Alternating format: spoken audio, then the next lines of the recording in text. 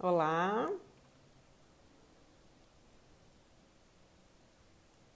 olá. Oi, gente, tudo bom? Olá, o pessoal tá entrando. Tô esperando aqui meu convidado, super mais que especial. Tô vendo um monte de gente querida já entrando. Deixa eu liberar aqui meu querido amigo. Acho que eu tô liberando ele certinho. Esse é um convidado ilustre.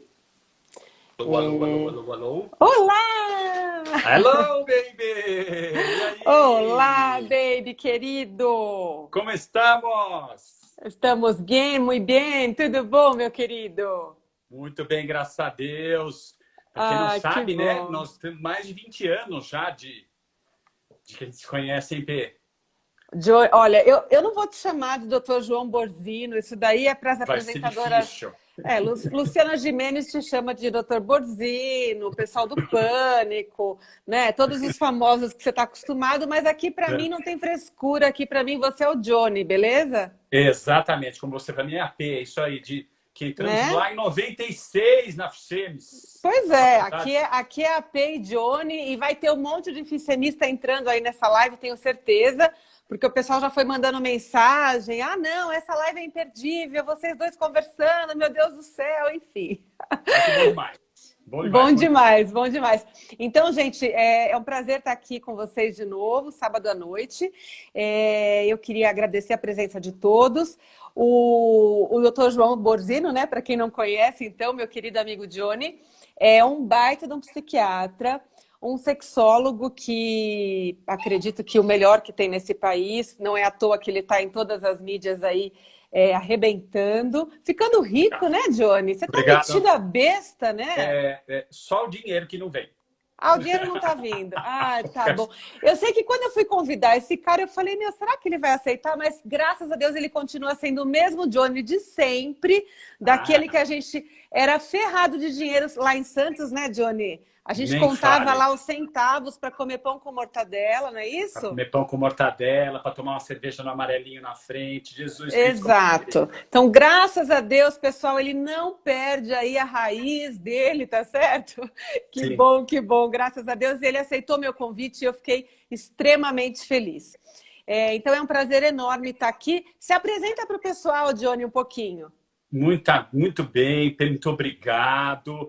Estamos aqui. É um prazer máximo poder estar aqui junto com você, porque afinal de contas, depois de tanto tempo, agora nós estamos dentro dessa era digital fantástica e maravilhosa, fazendo essas coisas incríveis que na nossa época não existia nada. Quando eu estudava lá junto, não existia a gente nem Nem imaginava, internet, nem internet. né? Estava começando a internet, né? A internet era aquela discada, né? Aquele negócio assim. Eu me lembro que só os alunos mais ricos tinham internet em casa lá em Que Santos, não que é um éramos negócio nós, né? Não que não éramos éramos nós. nós. Fui ter computador depois formado já, né? Foi um negócio difícil. O celular apareceu Você no está final, a gente indo entregando a para nossa residência. idade, Johnny. Não faz isso. Você está acabado, você está de cabelo branco, amor. Eu estou aqui, ó, toda trabalhada na base, entendeu? O pessoal É, acha que eu tenho 30 é, anos. Não me entrega eu, desse jeito, faz favor. eu parei de pintar, mas eu era o mais velho da sala, né? Não tem jeito, só para o mais velho da sala, não tem jeito. Mas assim, é muito prazer, é um prazer gigantesco estar aqui. É assim, falando sobre a minha aventura médica nesse mundo foi muito engraçada, né? Porque eu saí da ortopedia, como você sabia, né? Que eu fazia, seguia o Dr. Kelly, né? O Kelly desde o terceiro ano de faculdade lá e saí da ortopedia, acabei caindo na sexologia humana, né?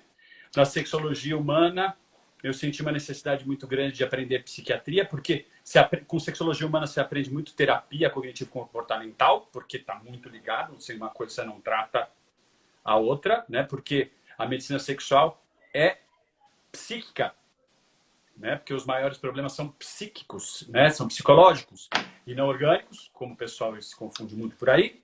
Já vou falando, já o pessoal já ir entrando de orelhada, pegando de orelhada, né? E é uma coisa Perfeito. e não existe ainda uma coisa formal, né? Protocolar na formação do médico que trabalha com medicina sexual. Então a gente se vira por aí. E surgiu muito a necessidade da psiquiatria, onde eu fui fazer fellow, né? Onde foi adotado dentro da Santa Casa, São Paulo, aqui, por um cara muito especial, um cara muito legal, chamado Pedro Shiozawa, né? Que é um cientista, que é um cara que é fantástico, né?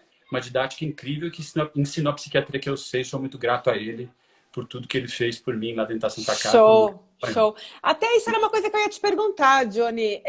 Não é como um médico sexólogo, né? Assim, isso... Não é, você tem razão.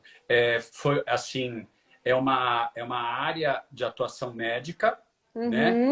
Super negligenciada pela classe médica. Né? Tá, assim, os psicólogos desenvolveram bem, porque tem tudo a ver com eles.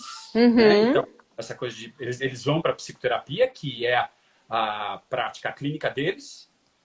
Né? Tá. Então, muitos deles se interessam pela questão da terapia sexual, da sexualidade humana, né?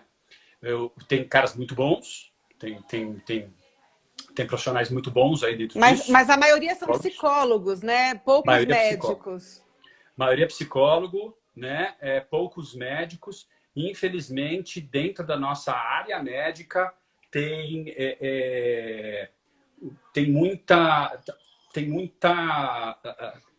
Um certo preconceito ainda? Não é só, além de preconceito do próprio médico, porque assim, logo em breve, inclusive, curso para médicos. Uau! Doutor João Borzino! Meu amigo Johnny! Eu vou ter desconto. Yes! Eu vou ter desconto. Aqui. Yes, baby! Você não paga, querida. Você tá... meu Deus do céu.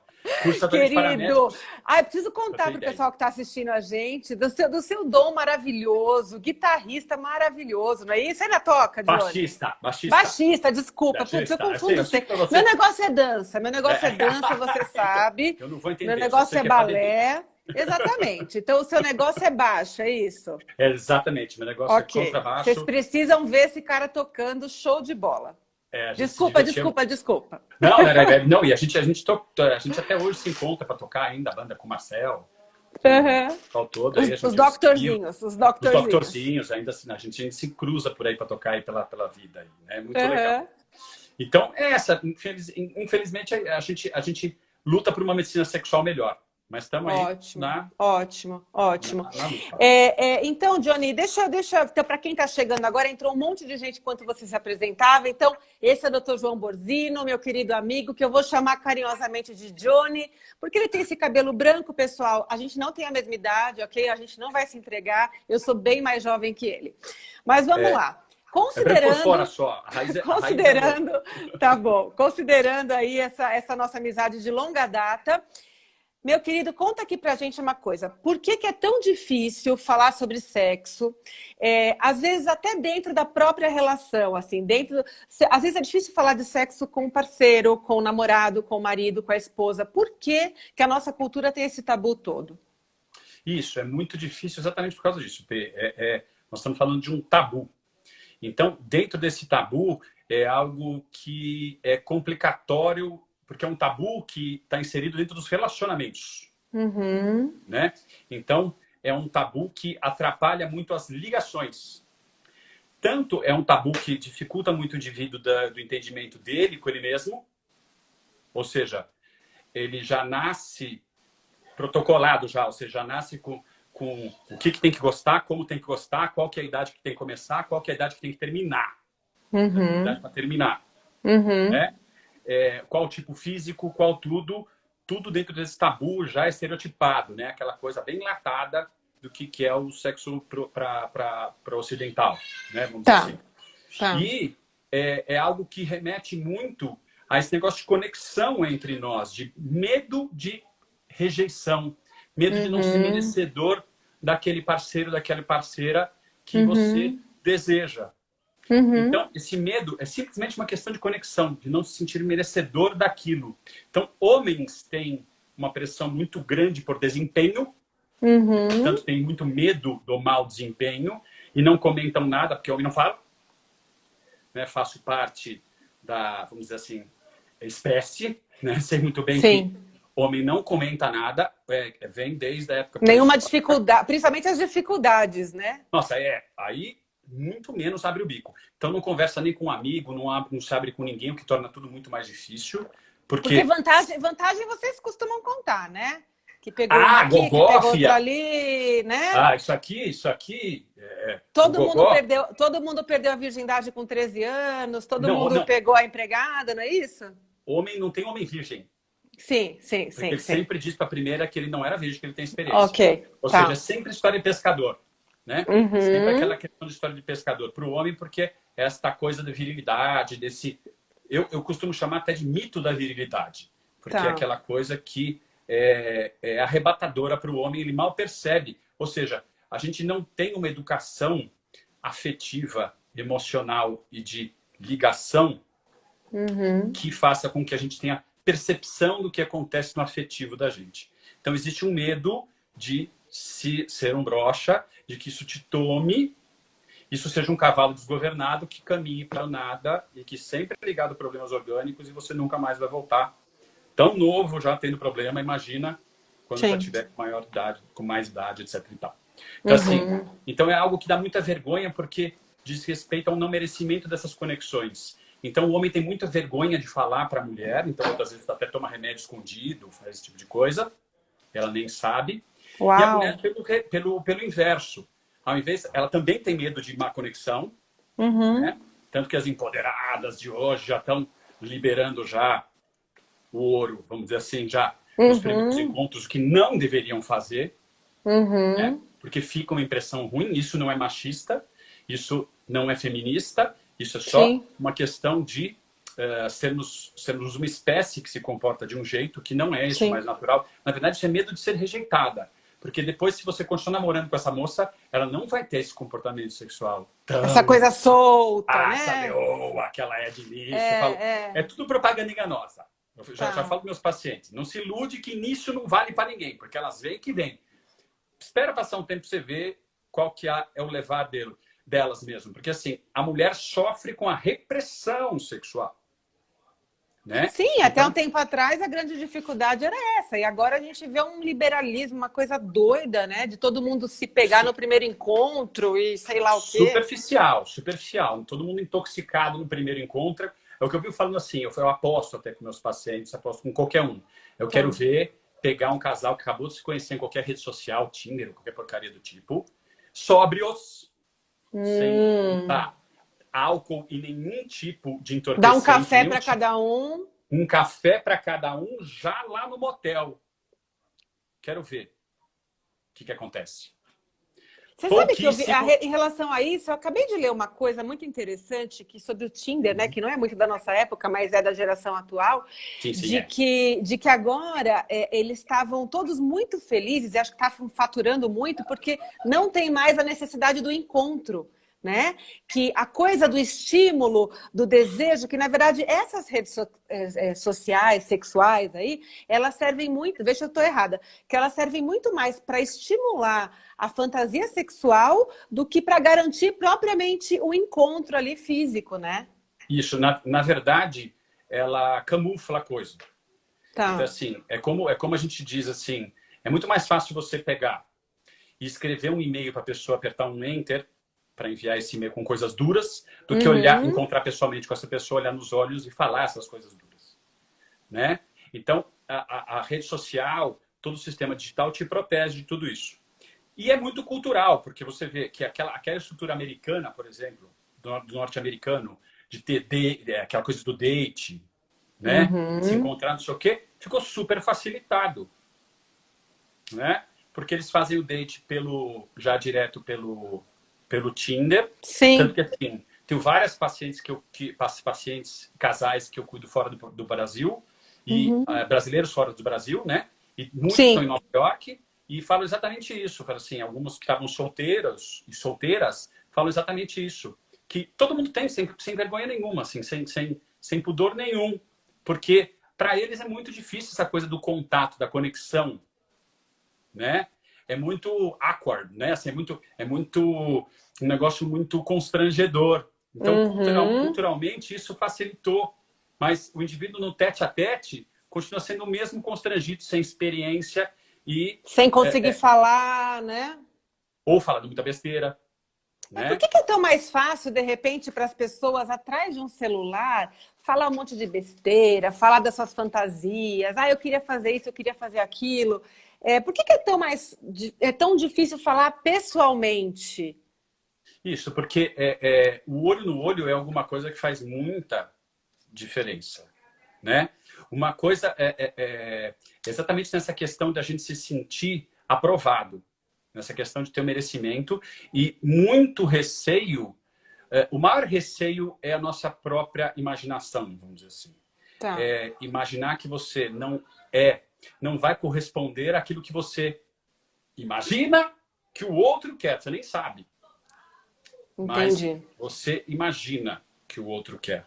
Uhum, Né? uhum. Isso está dentro de uma normalidade, vamos dizer assim, dentro de duas linhas de adequabilidade, vamos dizer assim, para todo mundo. Tem gente mais tímida, menos tímida, e vai passar na ansiedade social, no fóbico social, para algo que realmente causa disfuncionalidade nas relações sociais dele.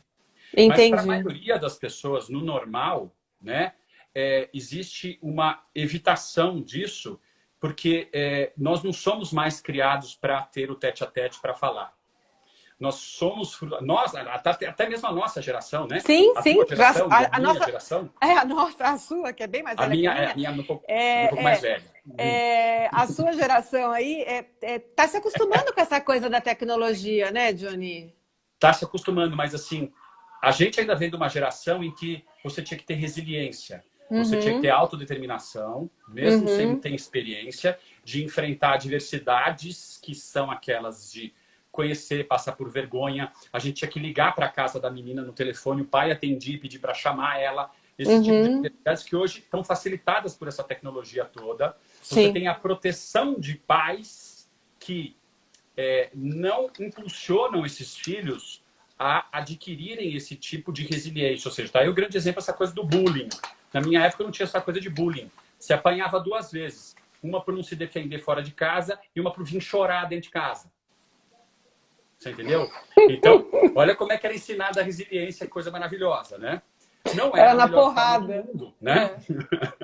Vamos dizer que assim, não era a melhor forma do mundo, a mais didática, Sim, né? sim. Mas te falava assim do tipo, o mundo tem dificuldades, se você tem dificuldades de enfrentamento, isso está bem longe da autocompaixão e que são outros esquemas, né? Quer dizer, que essa é a forma mais assertiva, a forma mais correta de você criar um filho, mostrar a realidade para ele, adequar para ele e mostrar para ele, sim, essas são as dificuldades. Sim, eu te ajudo, eu te dou a mão, te levo até lá, mas você vai ter que passar daqui para diante por isso. Exato. Né? E isso que a coisa digital faz, porque o indivíduo mais desinibido do mundo, né? Um morango da nossa época, né? Da nossa classe, assim, né? Assim, mais desinibido do mundo, né? Até acho que com transtorno de desinibição, né? Né? Deixa até ele, se ele tiver aí, ele te mata. Ele não, que vai me matar é a Paula. Assim, com transtorno desinibitório, né? Até de muito, né? Assim, até estriônico, assim, assim. Mas assim, uma coisa, o mais inibido do mundo, ele pode estar só, lá por dentro ele tem um friozinho na barriga. Entendi. Né? Entendi. Porque afinal de contas, o primeiro contato, você não estabelece uma reação de melhores amigos do mundo, de melhores amigas do mundo, de melhor casal do mundo. Sim, isso aí tem um timing de desenvolvimento que depende de cada um. Sim, isso está sim. camuflado e pragmatizado pelas redes sociais. Tá, legal. Agora, deixa eu te falar uma coisa, assim, trazendo um pouquinho tudo isso que a gente está falando para nossa realidade, né? Então vamos pensar aí agora, a gente já falou um pouquinho de quem está se conhecendo, do Tinder e tal, vamos pensar agora nos casais já estáveis, né? O pessoal aí um pouquinho mais velho. Aliás, tem um pessoal aí mandando mensagem, que mandou um monte de direct para mim, pedindo para eu te perguntar coisas, e eu queria só esclarecer para todo mundo que, assim, veio um monte de pergunta relacionada a anticoncepcionais, a questão de engravidar, se isso engravida, se aquilo não engravida. E aí, assim, pessoal, como isso é um tema muito vasto, muito amplo, eu prometo que a gente vai fazer uma nova live só falando de anticoncepcional. Se não puder ser com o Dr. João Borzino, que é super famoso, chiquetésimo, a gente chama, de repente, um ginecologista, ou o próprio Dr. João volta aqui com a gente, tá bom? Mas se a gente for muito para a área da anticoncepção, a gente perde um pouquinho o foco da sexualidade, beleza? É porque, assim, só para esclarecer por que você deve estar estranhando isso mesmo, é porque, assim, onde eu sou mais antigo é no YouTube, e no YouTube eu comecei respondendo para o pessoal, para a galerinha adolescente, exatamente sobre essa coisa de... Então, eles vivem me perguntando milhões de coisas sobre concepção. Então, é por isso que... super bacana. Não, e é super bacana, porque eu acho que é uma utilidade pública mesmo, né? Sim, é como utilidade pública mesmo. Mas vamos para a sexualidade mesmo, que é o foco. Vamos embora. Agora eu tô pensando em mim, eu quero tirar as minhas dúvidas, pessoal. Bora. Vamos lá. Então, vamos lá.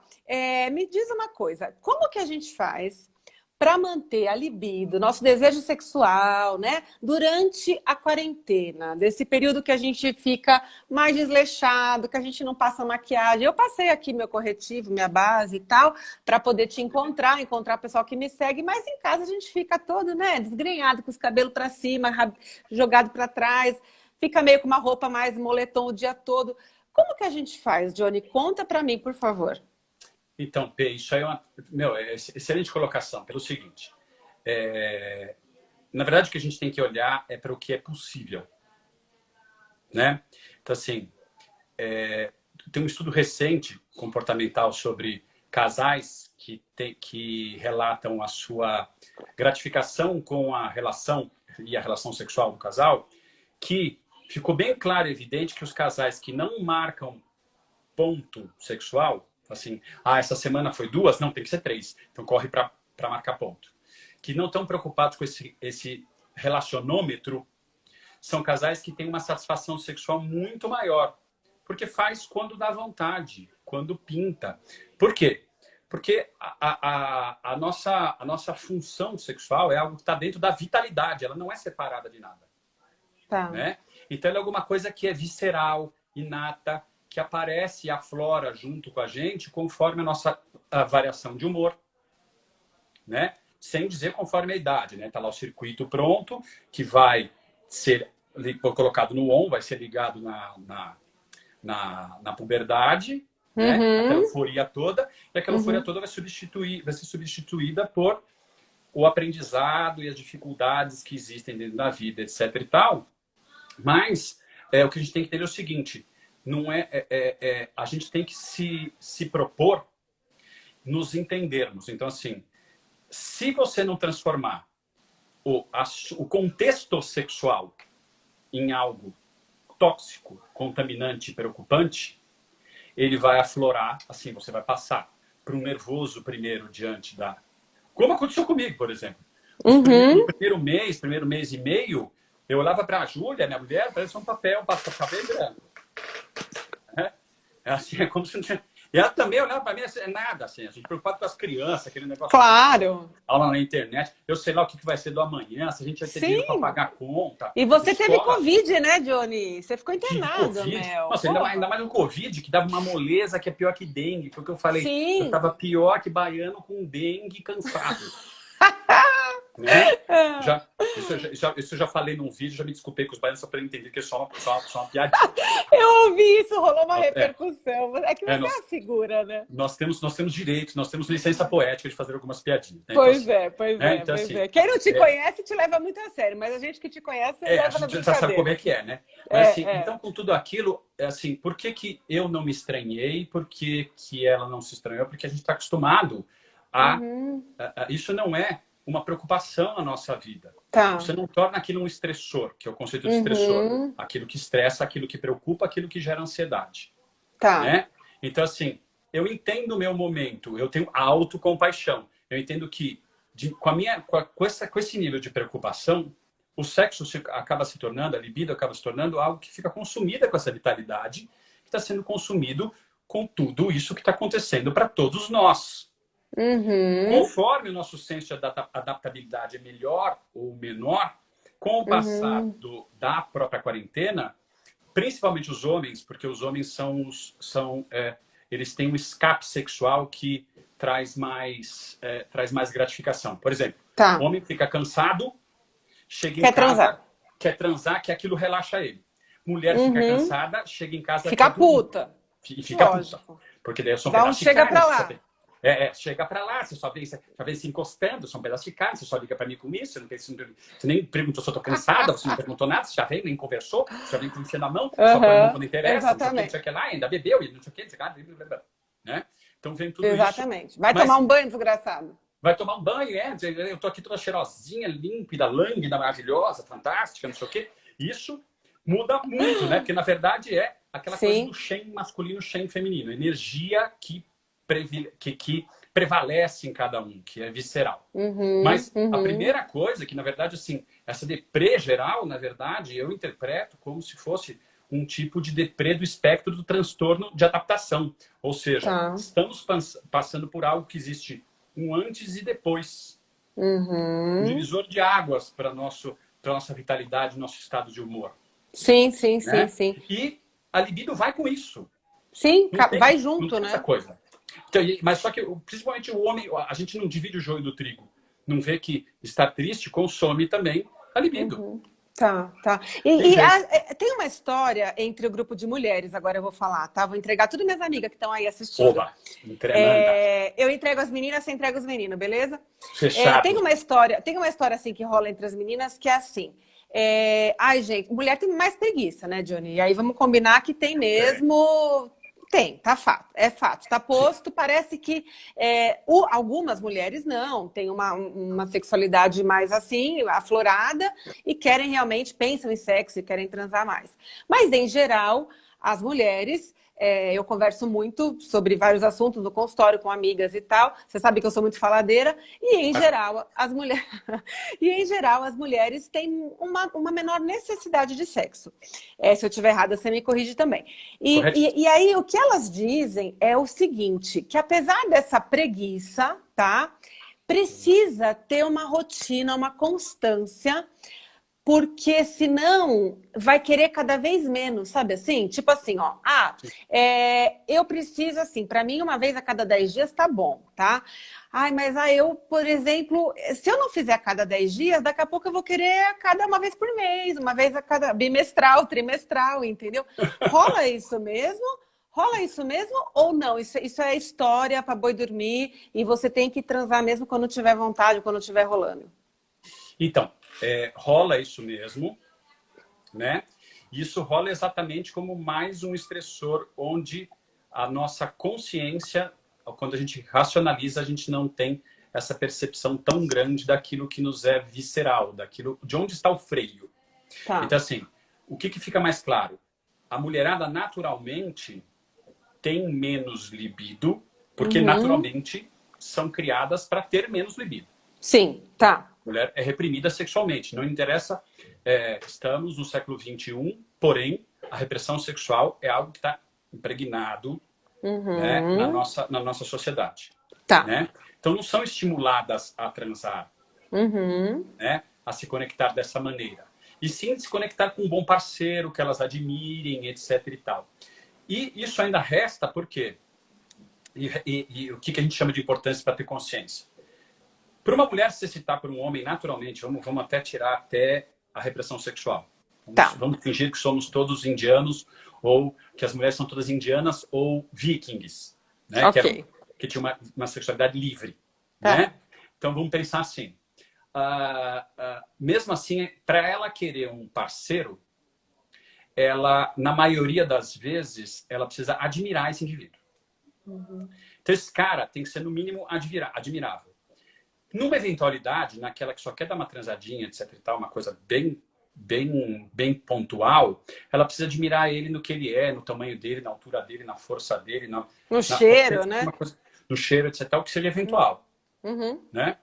Agora, quando ela percebe que aquele cara seria para um relacionamento de mais longo termo, né, de mais longo tempo, ela segura ainda mais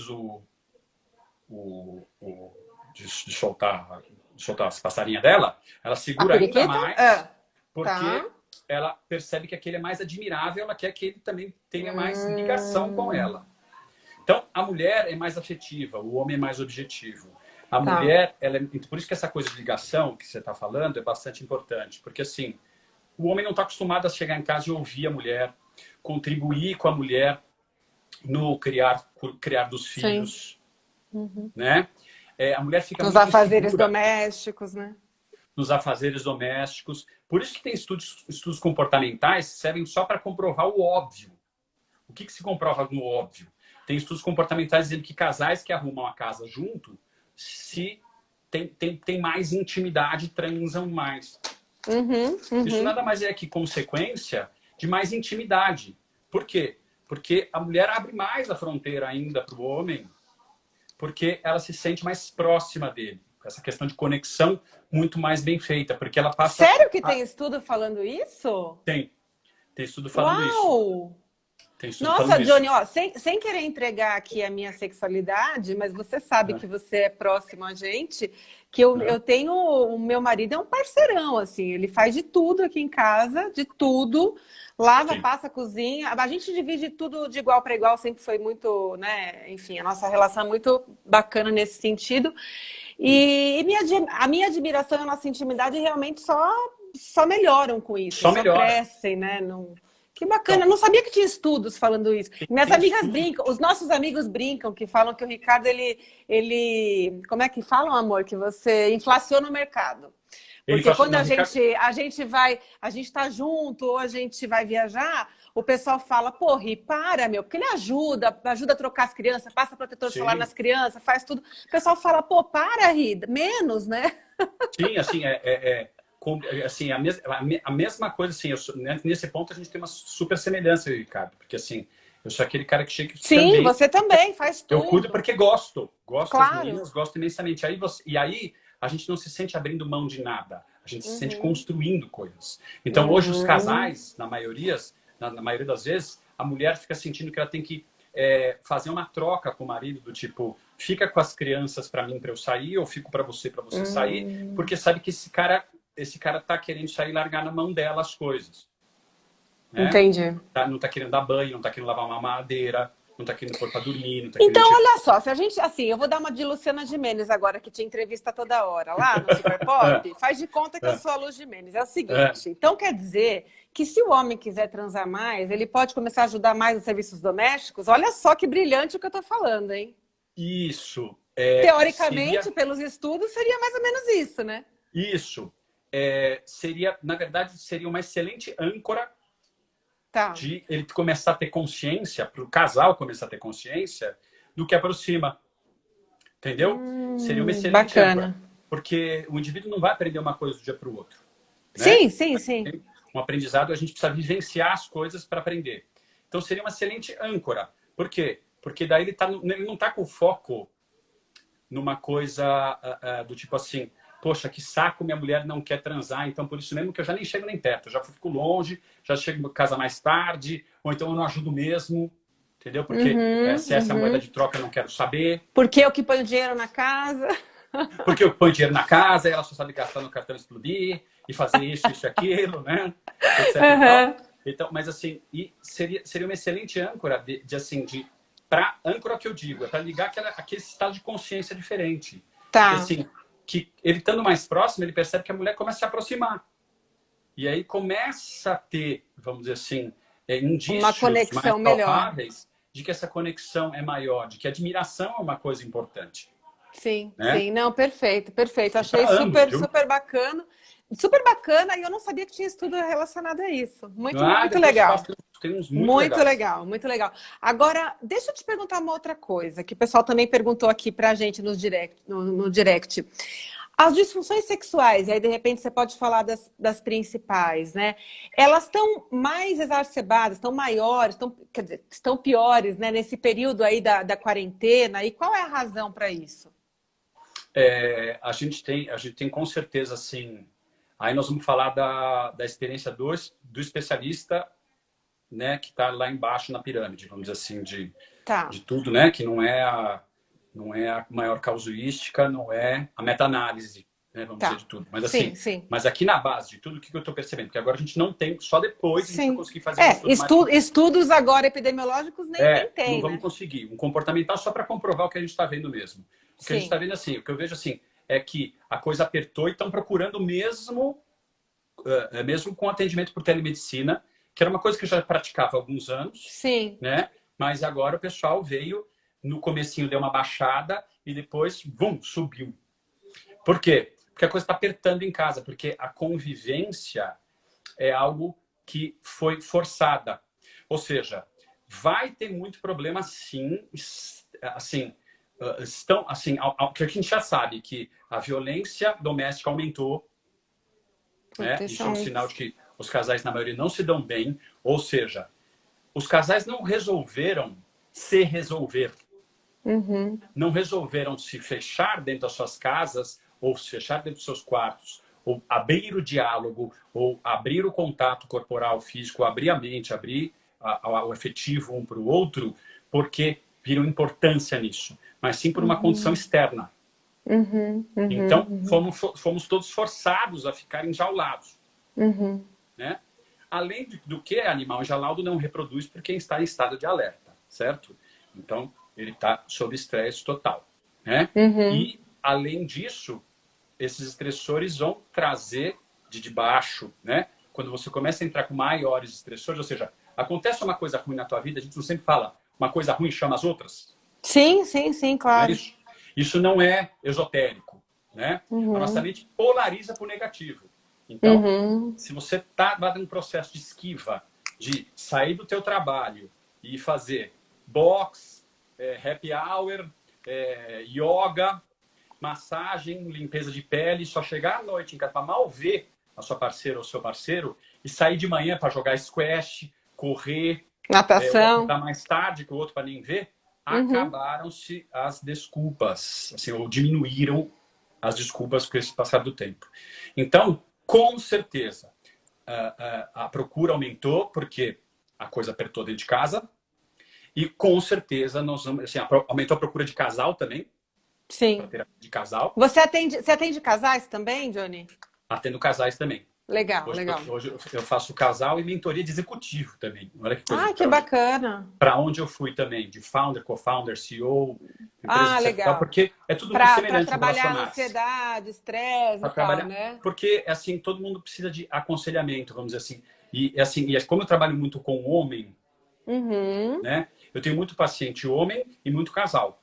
Sim. E poucas mulheres sozinhas. Eu acho que isso é uma questão da área mesmo. Eu vejo que as colegas são mulheres, têm mais procura de mulheres, porque tudo bem que médico não tem sexo, mas nessa hora tem uma identificação importante. Tá. Né? Mas tem mulheres que preferem conversar com homens. Tá tudo certo. Tá tudo ótimo. Corre super bem. Mas, assim, é importante a gente deixar claro que esse aumento de casais, etc. a gente está vendo essa incidência mesmo, que, assim, foram obrigados a lidar com o estressor que cada um está sentindo, mas o relacionamento que já não vinha bem. E obrigados a conviver, né?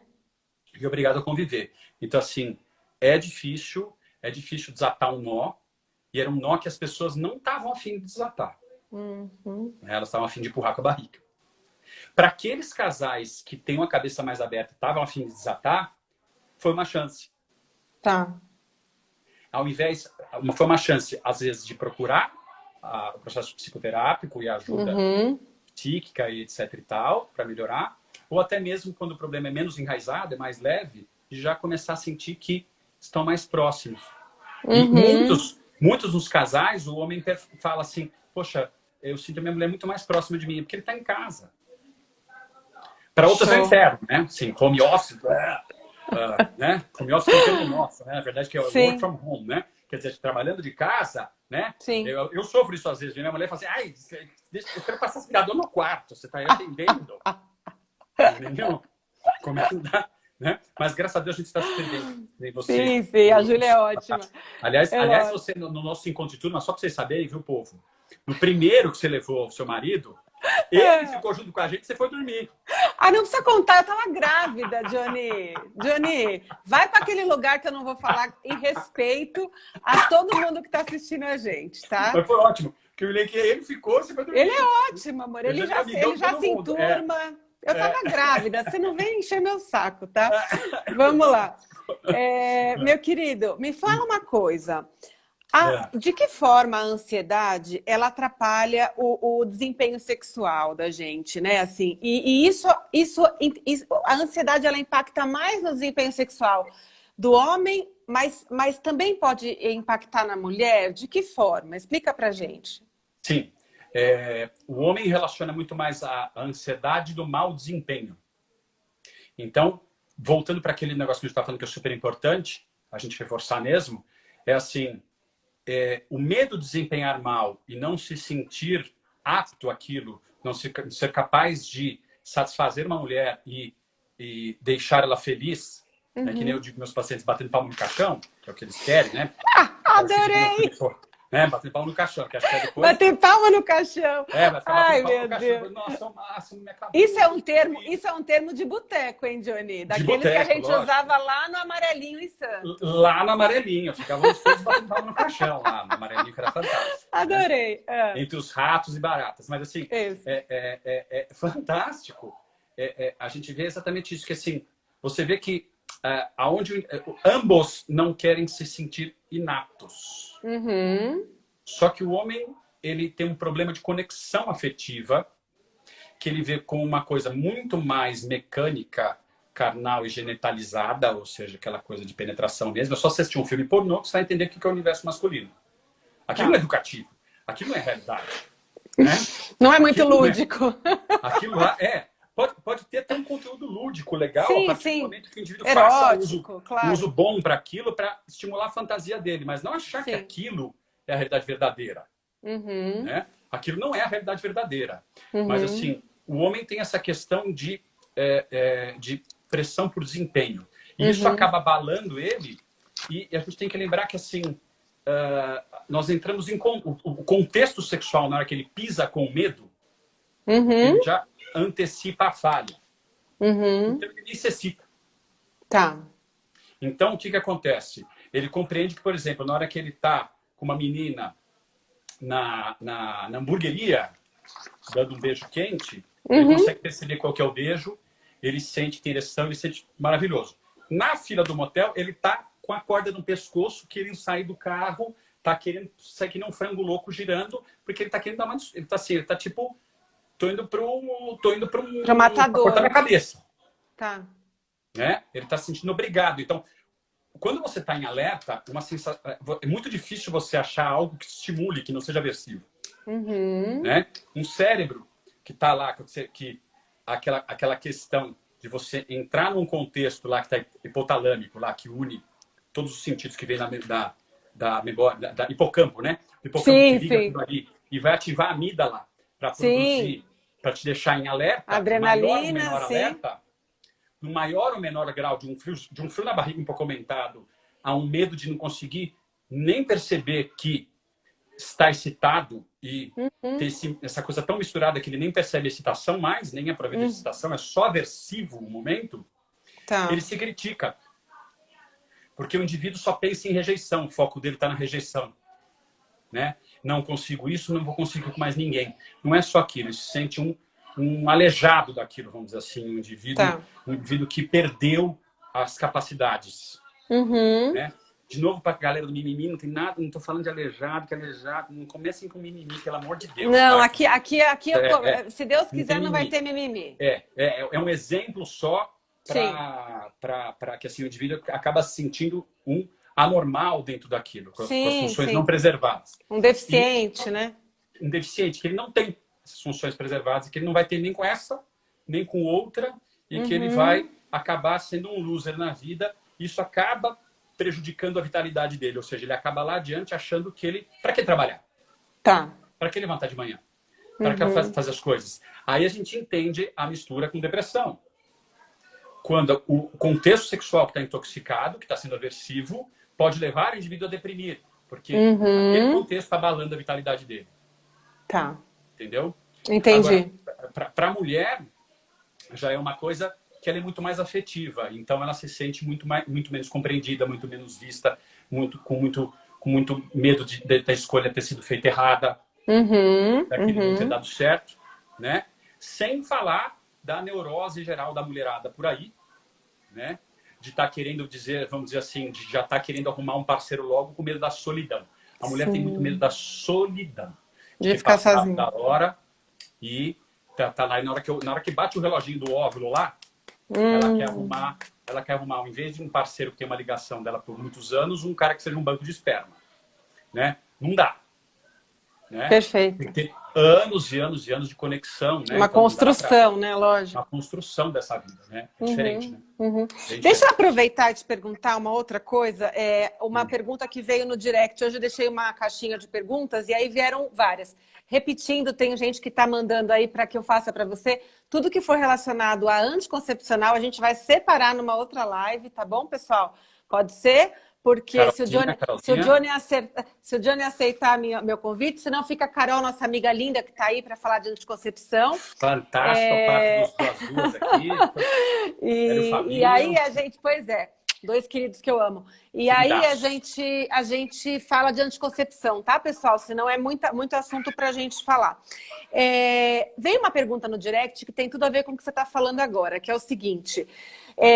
Um determinado seguidor, ele fala que ele tem bastante ereção e ele tem muito desejo sexual enquanto está ali nas carícias, nas preliminares, mas que na hora H ele perde a ereção e ele brocha, na hora da penetração. E ele quer saber por que isso, já que ele tem ereção antes. Então, isso é a diferença que faz dentro do nosso constituinte, do que a gente pode dizer de crenças, de como a gente se entende diante do mundo e como a gente se enxerga, dentro do tabu da virilidade, que é a diferença, está aí bem marcado o que é a diferença entre estar broxa e ser broxa.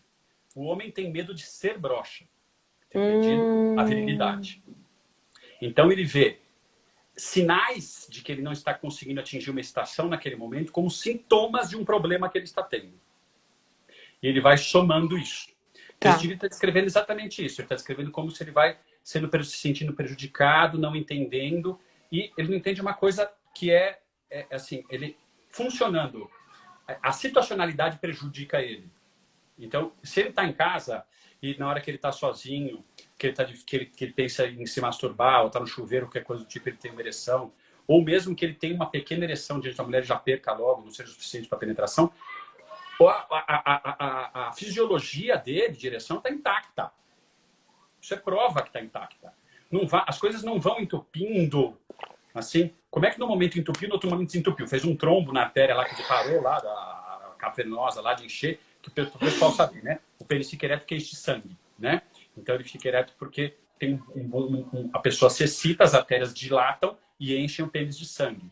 Né? Então o indivíduo começa a ter aqueles tipo de queixa somática. Sinto que não está circulando direito, meu pênis está pequeno, não sei o quê, que não são sintomas. Na verdade, o indivíduo está simplesmente somatizando tudo aquilo como sintomas de um problema que ele entende como orgânico. Tá. A grande maioria das vezes. E não consegue ter a consciência de que, se eu funciono no momento, naquele momento é branco na prova, é só isso. Eu estou nervoso, eu estou ansioso e o momento se torna aversivo. Me dá branco na prova. Tá. As pessoas não entendem que somos emocionais e não racionais. E que para nós funcionarmos bem, a nossa questão visceral, a nossa questão inata, afetiva, tem que estar equilibrada. É isso que permite que a gente tenha o nosso córtex pré-frontal, né? A questão funcionando bem. Né? Então, você consegue fazer uma conta porque não está pegando fogo. Você consegue estar falando aí comigo porque você não está sentindo fumaça, não tem nada te ameaçando em volta. Então, se você sair correndo, você dane a live. Sim. Não é pensar em nada disso.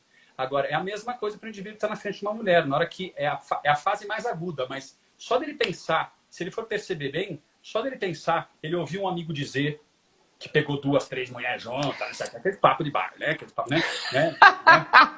Conversa de bar, né? Que fez homenagem, que foi incrível. Que fez homenagem, que pegou umas menininhas de 22 anos, 4 menininhas de 22 anos, e fez isso e aquilo, subiu no lustro, desceu não sei o quê. O cara não para ter a consciência de falar assim, meu, né, ele se sente diminuído.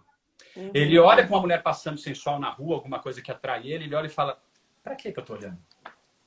Então ele não entende que ele pisa, toda vez ele pisa nesse contexto, é como se ele fosse para Auschwitz. como se ele estivesse na Disneylândia e, de repente, ele olhasse para uma bunda e fosse para Auschwitz. Quero ver quem sai de Auschwitz bem. É um contexto horroroso de holocausto. É isso. Entendi. Vira um contexto horroroso. É isso. O sexo se torna um contexto ruim. Ah, então ele cria meio que até uma aversão, uma fobia, algo do tipo, é isso? Isso, é assim. É da família da fobia, é isso? Assim, só para eu entender os neurotransmissores aqui. É da família do trauma, vamos dizer tá. assim. É da família do trauma, porque o contexto, assim, o nosso cérebro primitivo, né? Aquela coisa mesencefálica, aquela coisa do cérebro primitivo, ele marca você de uma situação que você vivencia.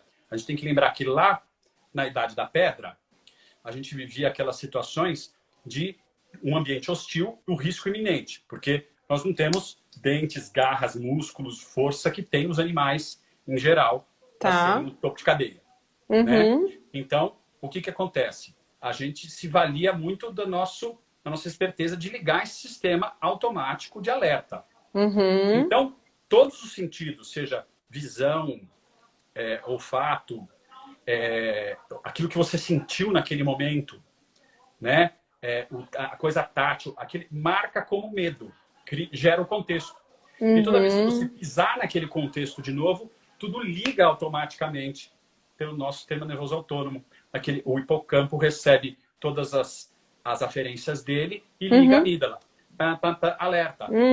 Ligou a amígdala, aí já era. Ligou a amígdala, lascou, ou seja,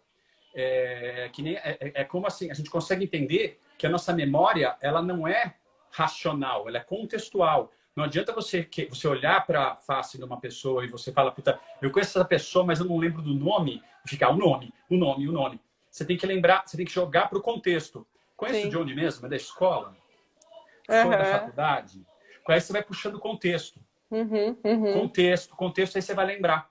Quando você para o carro no shopping e não sabe onde você parou, não adianta você ficar assim, que andar mesmo, que andar com o terceiro, que nós não somos computadores que gravamos no arquivo ali. A gente contextualiza. Então é bom você lembrar mais ou menos que hora você chegou, para quem estava falando no telefone, que música que você estava ouvindo, que você subiu a rampa, e começa a dar informações contextuais para o teu hipocampo concentrar tudo e falar, pá, tá no andar laranja. Vamos para o andar laranja. Ótimo. Entendi, bacana. Deixa eu te falar uma coisa. Bom, antes só de fazer a próxima pergunta, eu queria mandar um beijo. Tem muita gente querida aqui que eu adoro, mas em especial um médico que eu adoro de paixão, doutor Eduardo Berger. Um beijo enorme para você, meu querido. Um cirurgião geral lá do Edmundo Vasconcelos, que eu adoro, a esposa dele, a Paty, sempre me assistem, me prestigiam. Beijo enorme para vocês. Ele colocou aqui, há 2 tipos de homem. E o Dr. Berger, acho que ele já fez 70 anos, é um querido. Há 2 tipos de homem, os que já broxaram e os que mentem. É isso, né? É isso. Exatamente. Ele é ótimo, ele é um querido. Isso mostra um nível de consciência e de abertura, né? De se compreender. Sim. Não, ele é um cara incrível. Deixa eu te perguntar uma outra coisa que chegou naquelas perguntinhas lá. Você é sexólogo e trabalha muito mais com homens até, né? E aí acho que é por isso que veio uma pergunta que é assim, qual que é a sua opinião sobre a terapia de reposição de testosterona? Quando que ela deve ser iniciada, né? E quais são os riscos aí? Fala um pouquinho pra gente disso. Assim, é um negócio que está muito em moda. E tudo que está em moda, a gente questiona. Porque, eu também principalmente em medicina, né? Virou comércio. Então, assim, é uma coisa que, assim, é aquela velha história. E o paciente se fia naquilo que a mídia e a indústria farmacêutica... Vende como fácil. Exatamente. Então, existe o entendimento dos não especialistas, né? Existe o entendimento global e geral da nação de que a testosterona é o hormônio que faz o indivíduo ser viril. Da maravilha. Então, assim, a coisa fantástica... Então, eu não preciso ligar para o Dr. Johnny, para o Dr. João Borzino, não preciso marcar consulta, eu tomo minha testosterona e vou, isso. Vai, que é uma beleza e tá tudo ótimo. E esquecem que a testosterona, inclusive, uma coisa que eu vejo incidir muito por essa ignorância, inclusive, infelizmente, dos colegas, em não saber conduzir os pacientes nisso, que é o seguinte, chega porque a gente sabe que muitas vezes não é nem maldade, não está querendo nem vender nada, tá querendo resolver o paciente em vez de caminhar a bola. A gente tem que aprender a largar um pouco desse nosso orgulho médico de querer resolver tudo e aprender a encaminhar e passar a bola para gente. Claro, falar até aqui eu vou, exatamente. Da nossa alçada, né? Então, assim, o que daí... E muitos aprendem essa questão de testosterona e querem proporcionar para o paciente alguma solução. Tá. Né? Tem os caras malvados que vão querer vender aí um monte de produto, aí um monte de coisa nada a ver.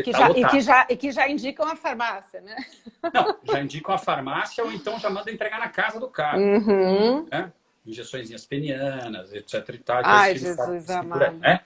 Tá. Que Deus que livre. Então a gente sabe assim que a testosterona ela é como se fosse o santo graal da virilidade. Tá.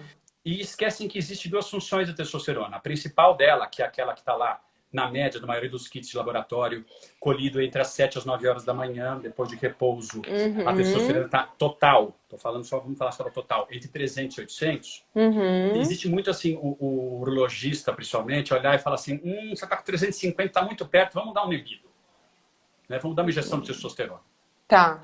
Está dentro do normal? Está dentro do normal. É muito importante esclarecer que a testosterona não tem qualquer função na fisiologia da ereção. Ela pode aumentar a libido. Mas se você tiver um pico transacional dessa fora do normal, ela vai te aumentar a libido. Depois, mesmo que você mantenha a mesma quantidade de testosterona, você tem os entraves psíquicos que vão fazer com que a testosterona não represente absolutamente nada. Funciona para nada. É um grande perigo, pois é um hormônio hipermetabólico e qualquer célula aí que esteja se diferenciando mal, ou seja, que esteja vindo um câncer ou que potencialmente é um câncer, vai acelerar. Tá. Além do que vai fazer com que os estrógenos sigam ela, né? E você vai ter tetinha. Tetinha. Ginecomastia, né? Vai fazer sim, ginecomastia ou hiperplasia mamária, alguma coisa do tipo, né? Hipertrofia mamária, perdão. Vai fazer alguma coisa do tipo, vai ter tetinha. Né? Vai ter depressão, vai ter outros transtornos de colesterol, etc. E, tal, e aumenta o risco de câncer, né? Exatamente. E aumenta o risco de câncer, atrofia dos testículos, né? E se você passar por muito tempo, você pode ter uma atrofia do testículo que não volta mais, fica dependente da testosterona externa. Mas o que o pessoal não entende é que, assim, existe a testosterona metabólica, que é essa que tem que estar entre 300 e 800, que tem a função que a gente está falando. Controle dos colesteróis, massa óssea, da tua área. Manter o córtex cerebral bem trófico, pele, onde vai acumular gordura ou não, etc. E tal. E um neurotransmissor chamado testosterona que mantém ligado o ciclo da libido lá. Que esse é muito pequeno. Só o que a suprarrenal produz, aquelas glândulas em cima do rim, para quem não sabe, já é o suficiente. Puxa o resto vida. Tá aqui. Ó, o principal órgão sexual. A mente. Ah, tá meu aqui, Deus. Tá aqui, né?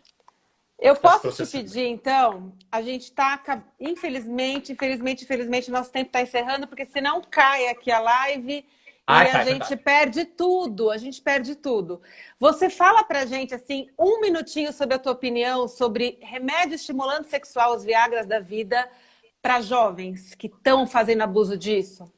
Então, parem com isso, procurem uma boa orientação. Isso é a maior besteira que tem no mundo, é o efeito placebo rolando, ele só te atrasa a vida, porque a sexualidade não é um órgão, ela é parte da nossa vitalidade.